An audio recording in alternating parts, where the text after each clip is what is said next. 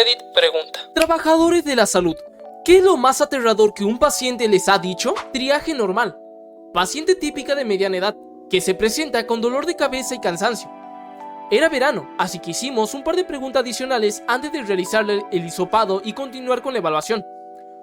Todo era completamente normal, una interacción tranquila y rutinaria, hasta que, con la mayor calma del mundo, dijo: bueno, probablemente es por el implante que tengo en el cerebro. Los extraterrestres han estado controlándome más seguido y cada vez me cuesta más sentirme bien.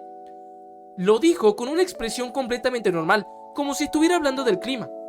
Me quedé tranquila y le pedí que me contara un poco más. Entonces cambió de golpe. Empezó a gritar: yo te veo, puedo ver lo que estás pensando. Ellos lo hacen. Después se levantó, se fue y empezó a lanzar cosas. He trabajado en urgencias el tiempo suficiente como para desarrollar una auténtica cara de póker. He aprendido a mantener la misma expresión incluso cuando los pacientes dicen cosas bastante extrañas. Pero ella pasó de estar completamente tranquila a estar totalmente desregulada en cuestión de segundos. Eso fue lo que realmente me asustó. No fue tanto lo del implante o los extraterrestres. He escuchado historias mucho más extrañas. Fue el cambio instantáneo de comportamiento. La trasladaron para que recibiera una evaluación más completa y nunca tuvimos seguimiento sobre lo que ocurrió después. Espero, sinceramente, que esté bien. También tuve un paciente que aseguró, con absoluta convicción, que tenía un implante en el cerebro y que otras personas estaban controlando sus pensamientos. A simple vista parecía completamente normal. Yo estaba realizando una tomografía cuando me preguntó: ¿podrás ver el implante? Por suerte pude darle la respuesta estándar. Nosotros realizamos el estudio y el médico se encarga de interpretar lo que aparece en las imágenes. No podía decirle mucho más. En ese momento, el resto del asunto ya estaba fuera de mis manos. Cuando todavía era adolescente, tuve un compañero de cuarto que pasaba la mayor parte del tiempo en casa, encerrado en su habitación. De vez en cuando tenía unos episodios en los que comenzaba a gritar y a lanzar cosas, a veces durante media hora entera. Llegaba a romper aparatos electrónicos y parecía estar completamente fuera de control, pero sin decir nada coherente. Y luego, cuando el episodio terminaba, volvía a ser sorprendentemente tranquilo y centrado. Un día le pregunté, con mucho cuidado, qué estaba pasando. Me explicó con mucha calma que años atrás el gobierno lo había secuestrado, lo había clonado y le había instalado implantes transmisores tanto a él como a su clon. Según él, ambos estaban conectados. Había conseguido escapar, pero su clon seguía secuestrado, y cada vez que lo estaban torturando, él podía sentirlo a través del implante. Me dio muchísima pena. No parecía estar contando una historia para llamar la atención. Para él, aquello era completamente real. Trabajé como farmacéutico en turno nocturno para una farmacia con mostrador. Una noche, alrededor de las 11, un hombre se acercó con 2 pares de lentes de sol. Estaba completamente solo, aparte del personal de la tienda. Me dijo, con total seriedad, que alguien estaba poniendo material extraño en el lavamanos de su casa y creía que alguien estaba tratando de hacerle daño. Yo simplemente le vendí sus medicamentos y traté la conversación como cualquier otra. No tenía sentido discutir con él ni confrontarlo. Después de trabajar suficientes noches, aprendes que nunca sabes qué puede ocurrir detrás del mostrador. Incluso llegué a aprender exactamente qué tan lejos quedaba la salida de emergencia del área de atención, por si alguna vez necesitaba utilizarla. También recibí una llamada de una persona que estaba atravesando un episodio psicótico. Saltaba de un tema a otro, sin ninguna transición. Cada vez que intentaba seguir la conversación, cambiaba completamente el asunto. Me quedé hablando con él durante unos 20 minutos, haciendo todo lo posible por mantener la conversación tranquila y alejarla de cualquier idea relacionada con hacerse daño. No podía solucionar lo que estaba pasando, pero al menos podía quedarme allí escuchándolo. La verdad es que me dio muchísimo miedo por él. No porque fuera una amenaza para mí, sino porque se notaba que estaba sufriendo y que, en ese momento, su propia mente se había convertido en un lugar muy difícil para estar. Y creo que esa es una de las cosas más difíciles de estos casos. Desde fuera puedes ver algo que no está bien, pero la persona que lo está viviendo, todo lo que está diciendo y experimentando puede sentirse completamente real. Voy a poner una mini historia aquí porque me recordó a algo que me pasó hace mucho tiempo, cuando estaba en la preparatoria. Había un chico en la escuela que era bastante extraño y tenía problemas evidentes. Un día, uno de nuestros maestros hizo algo que le alteró muchísimo, y después de eso, él la amenazó con hacerle daño mientras ella caminaba entre clases. La mitad del salón, incluyéndome a mí, decidió acompañar a la maestra durante el resto del trayecto para asegurarnos de que estuviera protegida. Por suerte, el chico nunca intentó hacerle daño. Como sabíamos que tenía problemas importantes y que no siempre parecía estar conectado con la realidad, cuando hizo una amenaza tan directa, pensamos que realmente podía intentar cumplirla. Cuando trabajas en atención psiquiátrica, también tienes que aceptar que algunos pacientes pueden amenazarte físicamente mientras tú estás obligado a seguir atendiéndolos. A mí me han perseguido por un pasillo. Una vez, alguien estuvo intentando tirar abajo la puerta de mi habitación durante unos 30 minutos. En otra ocasión, un paciente intentó golpearme en la cara, pero alcancé a moverme a tiempo y terminó dejando un agujero en la pared. Los trabajadores de las unidades psiquiátricas para pacientes internados se llevan una parte especialmente difícil. ¿No has escuchado una amenaza realmente aterradora hasta que un paciente psicótico con antecedente de violencia y prácticamente te doble en tamaño te amenaza mientras tú estás intentando ayudarlo? Cuando alguien está completamente desconectado de la realidad, puede ser extremadamente impredecible. Ya llevo casi 10 años trabajando en esto, y sinceramente estoy listo para marcharme algún día y dejarlo todo atrás. Y eso es precisamente lo que me hace sentir miedo de tener que recibir atención psiquiátrica como paciente internado. Es muy difícil participar en grupos y abrirte emocionalmente cuando existe la posibilidad de que otras personas utilicen la información personal que compartiste en tu contra. Una vez tuve a un hombre que el personal sabía que tenía antecedentes de abuso íntimo. Durante el día consiguió acorralarme dentro de mi habitación individual. Tuve muchísima suerte. Al retroceder, tropecé accidentalmente con el botón de pánico que ni siquiera sabía que estaba allí. La verdad es que durante mi propio tratamiento como paciente internado he tenido mucha más experiencias buenas que malas. En la situación que mencioné, el personal reaccionó de manera impecable y él nunca llegó a tocarme. No tengo idea de cómo hacen ustedes para trabajar en esas condiciones, pero de verdad se lo agradezco muchísimo.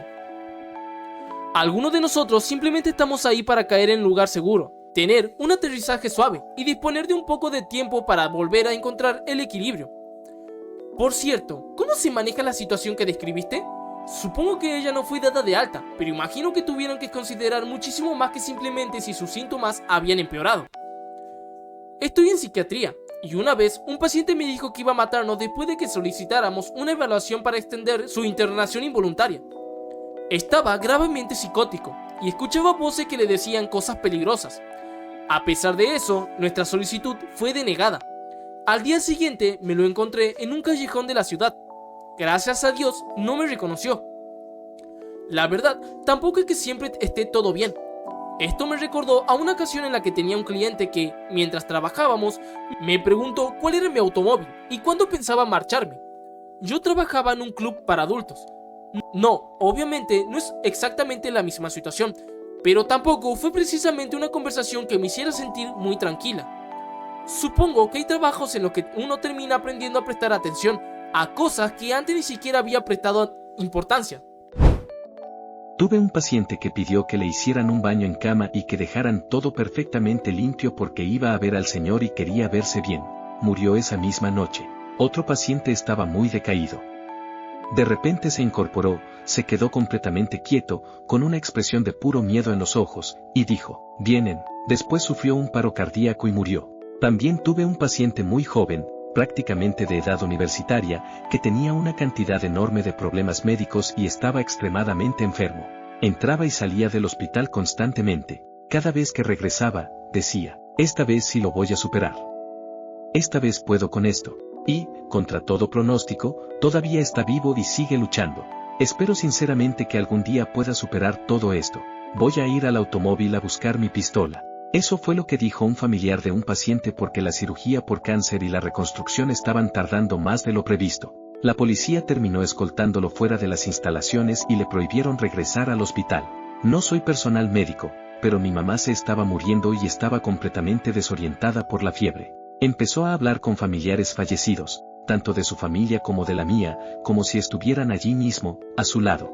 Cuando era niño teníamos unos vecinos que eran dos hermanas, probablemente de unos 60 y tantos años, y su mamá, que tenía alrededor de 80. Nos hicimos bastante cercanos. Cuando se mudaron a otro estado y su mamá empezó a empeorar, había dejado de comer y beber, nos llamaron para decirnos que fuéramos a despedirnos. Nos subimos al automóvil y manejamos hasta allá para quedarnos con ella. Yo tenía unos 15 años y nunca había estado cerca de alguien que estuviera muriendo. Me quedé a su lado durante horas. En un momento, sus ojos se quedaron fijos en un punto junto a mí y comenzó a hablar con alguien. Se notaba que estaba escuchando y respondiendo a lo que fuera que estuviera percibiendo. Le pregunté a sus hijas por los nombres que mencionaba. Me dijeron que todos eran familiares suyos que habían fallecido hacía muchos años. Mi mamá también veía a personas que habían muerto. Reconocía a casi todos los que mencionaba, excepto a su hermana, que todavía estaba viva, y a una niña pequeña que no conocía y que, según ella, estaba parada en una esquina de su habitación. Yo hablaba con ella por teléfono todas las noches y me contaba historias sobre las personas que veía. Casi nunca la corregía. Simplemente le hacía preguntas sobre ellos y sobre lo que estaban haciendo. La única vez que realmente la corregí fue cuando me dijo que mi hermano había ido a visitarla. Él había muerto de cáncer 2 años antes y, de hecho, su muerte había sido uno de los acontecimientos que más la habían afectado. Le pregunté si recordaba que él había fallecido. Me dijo que sí. Entonces le respondí, qué bueno. Espero que le hayas reclamado por haberse ido antes que tú. Ella me contestó que sí. Según ella, le había cantado una buena cantidad de cosas. Mi mamá también hacía algo parecido. Tenía demencia y solo reconocía a su madre y a sus hermanos. Aún así, seguía hablando de un hombre alto y bastante molesto que, según ella, no dejaba de insistirle para que se fuera con él. Estoy casi seguro de que era mi difunto esposo, porque el resto de la familia era bastante bajita, además de que él había fallecido apenas unos meses antes. Mi mamá discutía constantemente con todas esas personas que ya habían muerto. Y lo curioso es que no quería morir ni irse con esa gente. Hablar de familiares fallecidos y hablar de viajar o irse de viaje pueden ser cosas increíblemente comunes durante las últimas etapas de la vida. Me alegra muchísimo haber sabido esto cuando mi papá estaba en cuidados paliativos. De repente empezaba a decir que quería ir a distintos lugares o que tenía que prepararse para un viaje. Saber que era algo relativamente común hizo que me sintiera mucho menos culpable por no poder acompañarlo o llevarlo a esos lugares. A mi mamá también le pasó. Al principio parecía estar completamente tranquila con lo que estaba viendo, así que no me asustó demasiado. Hasta que, de repente, comenzó a gritar que había serpientes y arañas arrastrándose hacia ella. En ese momento estaba demasiado débil para caminar, pero aún así se lanzó fuera de la cama intentando escapar. Mi bisabuela también empezó a hacer algo parecido. Se comportaba como si estuviera empacando sus cosas y les decía a todos que se estaba preparando para tomar un tren para visitar a sus familiares que ya se habían adelantado. Todo esto ocurrió después de que se fracturara la cadera, justo antes de una cirugía. Después de la operación, la familia incluso llegó a pensar que el hospital había utilizado demasiada sedación porque entró en coma. Pero, sinceramente, creo que para ese momento ella ya estaba muy cerca del final. Esto también puede ser bastante común. Algunas personas incluso dicen ver a desconocidos vestidos con trajes negros. Una vez, cuando trabajaba en cuidados paliativos, aparentemente fui extremadamente grosero con un grupo de visitantes vestidos de negro. Estaba haciendo mis rondas y pasé caminando justo al lado de varios de ellos. Según me contaron después, eran personas que el paciente estaba viendo y que, para él, habían aparecido en la habitación. Yo, por supuesto, no vi absolutamente nada. ¿Cómo pudiste pasar junto a ellos sin darte cuenta? No sé qué se supone que uno debe responder a eso. Sí, tienes razón. Qué grosero de mi parte. Lo siento. Cuando mi abuela estaba muriendo en el hospital, le dijo a mi mamá que podía ver a su propia madre al pie de la cama. Según mi abuela, había venido para llevársela. Hace poco mi mamá me dijo que, cuando llegue mi momento, ella también estará allí para mí. Es una idea agridulce. No sé si realmente hay algo espiritual detrás de estas experiencias, pero me gusta pensar que, para algunas personas, puede ser una forma de sentirse acompañadas durante una de las transiciones más difíciles de la vida. Retribución. Una vez, un paciente me gritó exactamente eso y, segundos después, salió corriendo de su habitación con una caja de leche abierta, doblada y llena de materia fecal, para después lanzármela encima a mí y a un compañero de trabajo. Y lo peor es que yo ni siquiera conocía a ese paciente. Tenía una amiga cuyo paciente estaba completamente sumergido en alucinaciones. Yo soy fisioterapeuta, PT, y trabajo en un centro de trauma. En esa ocasión, mi amiga, que también es PT, entró para trabajar en conjunto con una terapeuta ocupacional, OT. La paciente estaba hablando sola, diciendo cosas que no tenían mucho sentido y susurrando constantemente. En un momento, le dijo a mi amiga, ven más cerca, ¿sí? Solo un poquito más. Mi amiga dio un paso hacia ella. Entonces la paciente gritó, fuera, Sánatas, te echo fuera, y le lanzó su jarra hospitalaria llena de agua y hielo directamente a mi amiga. Las dos se quedaron completamente en shock, pero lo mejor vino después. La paciente se giró tranquilamente hacia la terapeuta ocupacional, que claramente no era el Satanás de aquella historia, y le dijo con toda naturalidad, cariño, ¿podrías traerme un poquito más de agua? Ya no me queda. Creo que esa fue una de las situaciones más extrañas que he presenciado en el trabajo. La vez que más miedo pasé, sin embargo, fue con una persona que no hablaba absolutamente nada. Ni una palabra. Tenía una bolsa de colostomía y, de repente, consiguió arrancársela y lanzarla al otro lado de la habitación. Además, tenía las manos por todas partes. Una estaba metida en la zona de la fístula y con la otra agarraba cualquier cosa que encontraba y se la llevaba a la boca. Y tú acababas de doblar la esquina, te encontrabas con semejante escena y tenías unos 30 segundos para pensar en un plan antes de que esas manos intentaran acercarse a ti. Fue una de esas situaciones en las que simplemente piensas, ¿cómo llegamos hasta aquí? Otra noche, mientras trabajaba en un centro residencial, una señora mayor señaló una esquina completamente oscura de su habitación y me preguntó, ¿lo ves ahí, en esa esquina? Trabajé durante un tiempo en un centro para personas mayores y había una señora con demencia que solía hablar con alguien que, al menos para nosotros, no estaba allí. Una noche dijo, mi mamá me dijo que mi papá, cuando ya se estaba muriendo, dijo que había visto al ángel de la muerte. Y luego añadió que, aparentemente, el ángel de la muerte se veía como Grace Kelly. El ángel, no su mamá. Otro paciente me dijo durante un turno nocturno, hay una mariposa. Le pregunté dónde estaba. Señaló una esquina de la habitación. Cuando me dirigía hacia la puerta, bajó la voz y susurró, por favor, apaga las luces.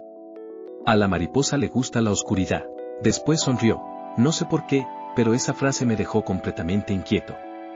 Hay algo especialmente perturbador en escuchar algo así durante un turno nocturno, cuando todo está en silencio y prácticamente no hay nadie alrededor. Y, para terminar, mi abuela tenía demencia y, durante una etapa, estaba completamente convencida de que había un caballo parado en el árbol que podía ver desde la ventana de su habitación en el segundo piso. Lo describía con total seguridad, como si fuera lo más normal del mundo. Supongo que cuando trabajas con pacientes durante suficiente tiempo, terminas aprendiendo que hay cosas para las que ninguna capacitación realmente puede prepararte. Trabajé en urgencias, ER, durante varios años y estuve en la sala cuando el médico estaba haciendo su examen y su evaluación a un paciente que llegó como si estuviera en sus cabales, pero que expresó miedo de que se estuviera volviendo loco. Durante los últimos varios meses, un año creo, había estado viendo una persona al azar, en distintos lugares y momentos, en el camino de vuelta a casa. Cada vez parecía estar más y más cerca de llegar a su casa. La última vez, antes de ir a urgencias, el paciente salió a su porche y vio volver a la persona y reconoció la cara. El médico preguntó si el paciente sabía quién era esa persona. El paciente dijo, era yo. Hasta la fecha, todavía me dan escalofríos por todo el cuerpo cada vez que cuento esta historia. Exactamente como pasó esa noche en la sala. Trabajo en residencia para jubilados, en un pueblo cerrado, con rejas. En teoría se supone que es vida independiente. Hace unos años tuvimos una pareja en la que la esposa estaba cuidando todo el tiempo a su marido con demencia. Iba progresando de a poquito.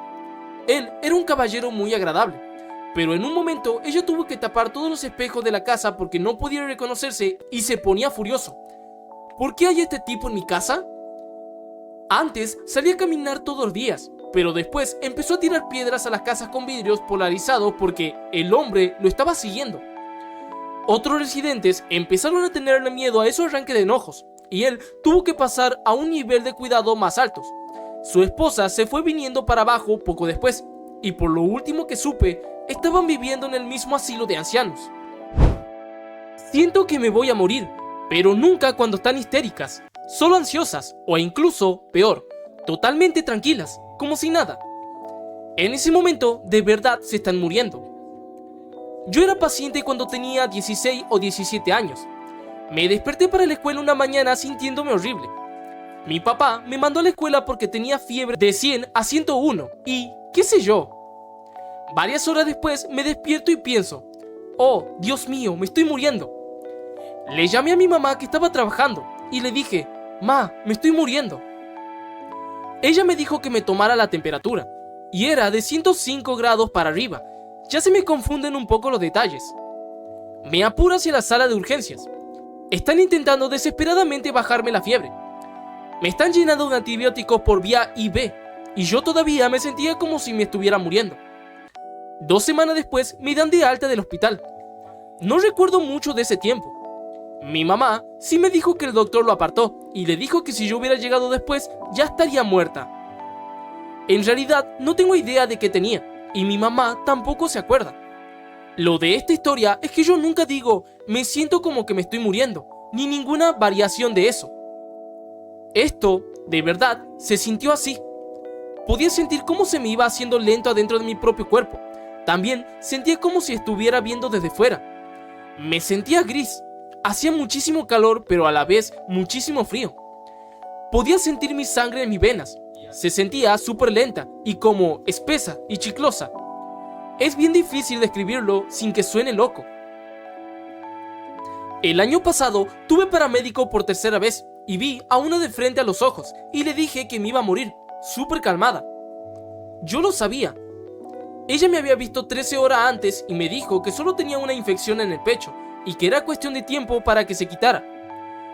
Ya había estado en A y E una vez y antes de eso ya habían llamado a una ambulancia. Estaba con antibióticos y analgésicos y yo sabía que si no pedía ayuda me moría. Me ingresaron en el hospital.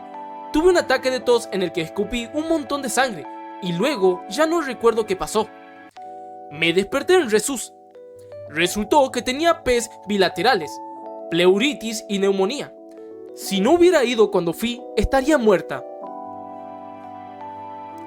Hice esto y sobreviví. Me sentía con paranoia y con una sensación de que me venía una muerte inminente por sepsis, pero los signos vitales todavía estaban normales y todavía no había ningún otro síntoma. Principalmente lo dije tranquilo, no más porque no sabía por qué me sentía así y como que pensé que me estaba volviendo loco. La verdad, un poco sí. Y supongo que también pude haberme muerto. Por suerte, la paranoia de que me iba a morir hizo que mis seres queridos también pensaran que estaba loco, así que igual me llevaron al hospital. Trabajo en atención oftalmológica para personas que viajan. Cuando estuve trabajando en una zona remota de Alaska, atendí a una paciente de 21 años que llegó con su bebé de 2 años para hacerse un examen de la vista. Me contó que había perdido la visión del ojo izquierdo después de que su novio, y fíjense en que dije novio, no ex, se emborrachara y la golpeara con tanta fuerza que le provocó un desprendimiento de retina. Me quedé completamente helada y severamente se me notó en la cara. Entonces ella intentó tranquilizarme, no te preocupes. Ya está todo bien. Ahora es bueno conmigo. Esa frase se me quedó grabada. El otro día hablé con una persona en Reddit cuyo historial de publicaciones dejaba bastante claro que estaba sufriendo abuso físico. Sin embargo, insistía en que ya habían superado esa etapa y que ahora él era amable con ella. También insistía en que no estaba en una relación abusiva. Es aterrador cuando los demás pueden verlo claramente, pero la persona que lo está viviendo no. Eso es, básicamente, el ciclo del abuso. Existe una etapa de luna de miel después de una reconciliación, cuando la pareja vuelve a sentirse muy unida y todo parece estar bien. La víctima puede aferrarse a esa etapa y pensar que esta vez realmente será diferente. Soy trabajadora social especializada en violencia doméstica y familiar, y esto se aplica a muchas de las personas que veo. He hablado con personas con lesiones graves que aún así me decían, pero ahora está siendo muy amable conmigo. Y uno piensa, esa amabilidad no duró para siempre la última vez. Desde fuera, mucha gente piensa que basta con decir simplemente vete, pero no siempre es tan sencillo. En algunos casos, el momento más peligroso es cuando la víctima intenta abandonar la relación, cuando acaba de hacerlo o cuando el agresor sospecha que está pensando en marcharse. Por eso, algo que desde fuera parece una decisión absurda puede ser, para esa persona, la única manera de llegar con vida al día siguiente. Trabajo en salud mental, he trabajado en centros de atención a víctimas y me especializo en trauma. He conocido casos en los que la situación realmente empeoró después de que alguien intentara irse. No es lo más habitual, pero tampoco es imposible. También se subestima la cantidad de agresoras mujeres y las relaciones en las que ambos miembros tienen comportamientos dañinos.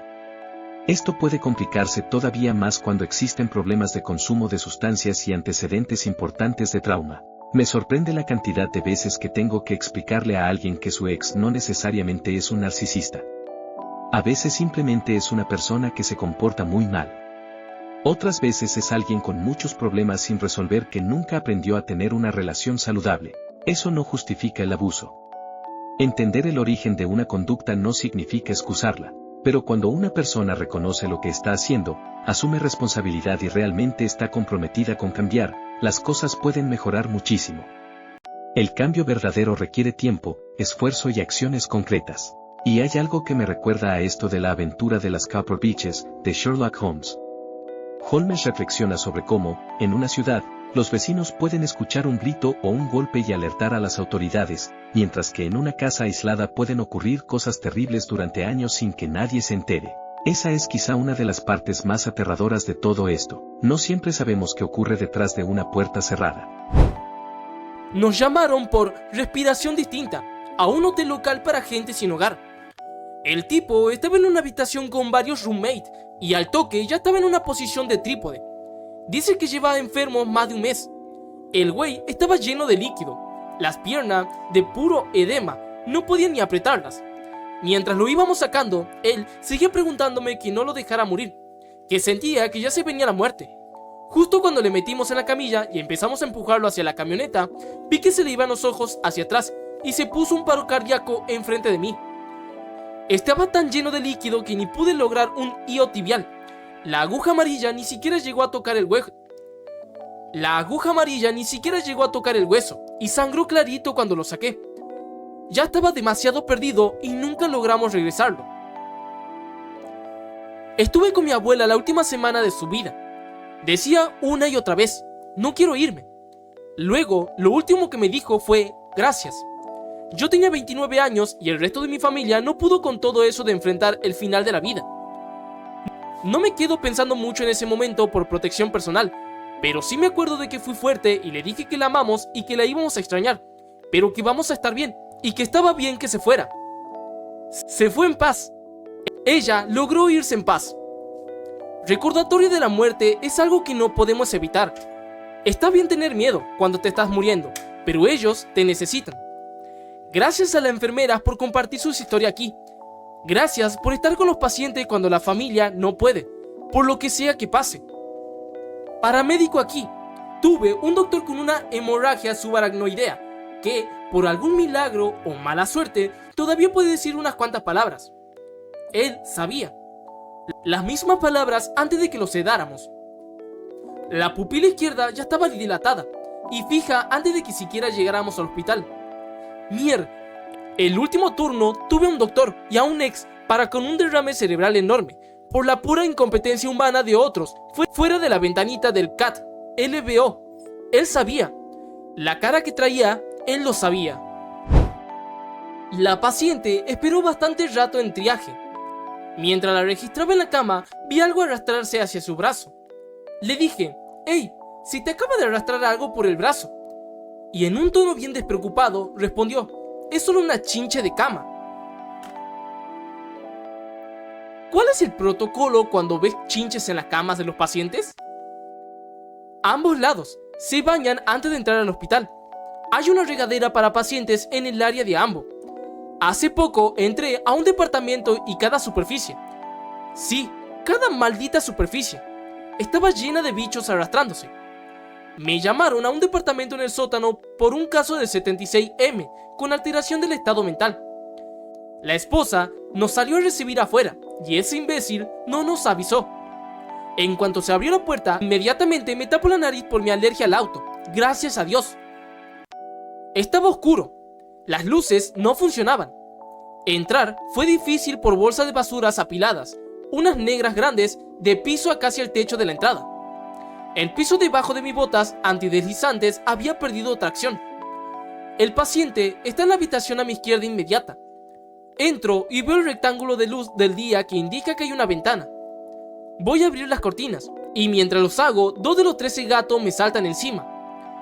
Cuando moví las cortinas, pensé que me iba a desmayar porque todos mis sentidos me decían movimiento, como que la visión se me estaba cayendo. No, ojalá no.